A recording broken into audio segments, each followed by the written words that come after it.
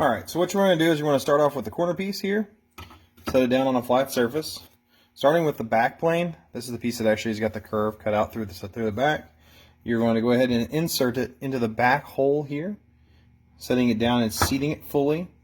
Now, I'm doing this dry fitted, and you can do this the same way, but I would go ahead and recommend is running a bead of glue on all surfaces as you go ahead and insert these things and allowing them to dry. You can use the kicker compound, which speeds it up, but you don't have to if you really don't want to, or you want to be able to take it apart later. Next, taking the ones that are kind of keyed, so they've got different sections on here, you're going to get all the way to the side that has the L on it, and that is actually going to go right in the front, sitting down inside this first set of tabs, just like that, with the keys to the back. So the smooth side is in the front. Next, you'll do the exact same thing, kind of repeating the same process over and over again in this set of holes.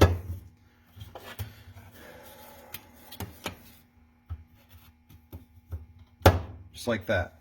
Once you have finished that, the next step you're going to do is lay the other piece down on the opposite piece of it.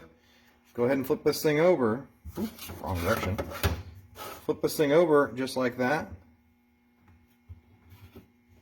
Seat it on all the holes.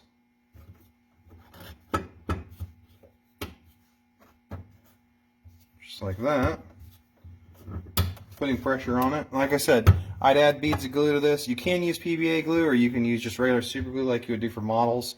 It doesn't matter what you use. Super glue is quicker, but PVA glue does have a kind of lets you rebuild it if you need to. Next step you're going to do is you're going to take these pieces. They were the ones that have got the tabs cut out in the back, and these, as you add them in, they actually act as supports. So I'm going to flip this thing over just to show it to you. So when you add it in, it's going to kind of set there in a way so that it sets upwards. Oh, well, you can see that in that photo or in that video. But this actually acts as a support for the neck, for one of the pieces that comes on later. So repeat the process again. So just like this. And like I said, I would add a bead of glue throughout this to go ahead and make sure it's secured. But because of how tight we make these, they actually can be done through through dry fitting. But for long term, if I was going to leave this one up like I've got some other ones, I'd go ahead and I'd glue them.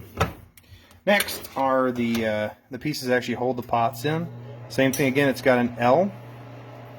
That L goes up,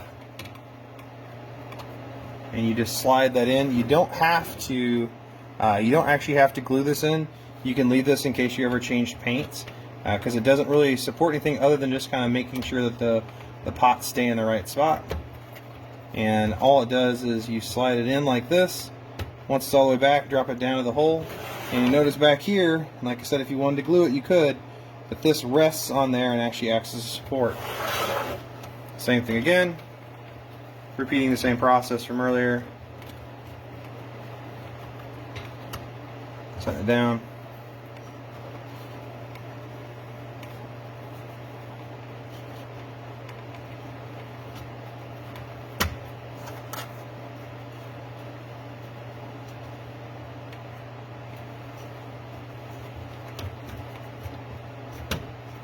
And there you go. That's a completed paint rack. Like I said, you can glue them or leave them dry fitted. They just kind of fit together pretty easily. But long term, I'd glue it. But each their own. Thanks.